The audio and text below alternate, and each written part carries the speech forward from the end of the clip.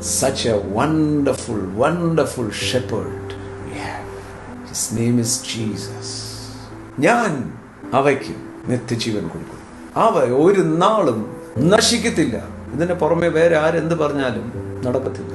Final വാക്ക് പറഞ്ഞിരിക്കുക, നീ നശിക്കത്തില്ല, ഇവിടെയും നശിക്കത്തില്ല, നിത്യതയിലും നശിക്കത്തില്ല. കാരണം നിങ്ങൾ അയച്ചവനിൽ വിശ്വസിച്ചു.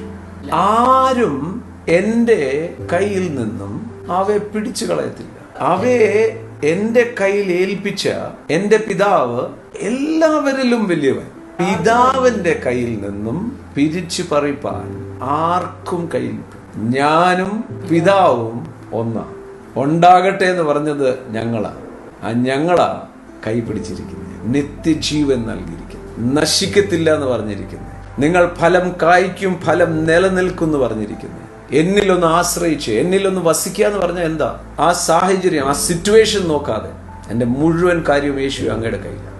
You are my everything. കർത്താവ് എല്ലാം എൻ്റെ.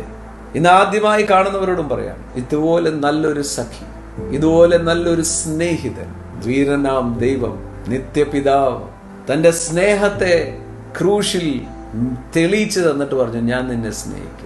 നമ്മൾ നന്നായിട്ടല്ല, റോമർ 5:8 പറയുന്നു, പാപികളായിരുന്നപ്പോൾ തന്നെ.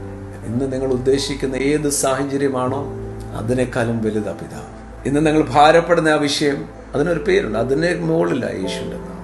യേശു എൻ്റെ കർത്താവ്, കുടുംബത്തിലെയും കുടുംബ ജീവിതത്തിൻ്റെയും തലമുറകളുടെയും കർത്താവ് യേശുവാണ്.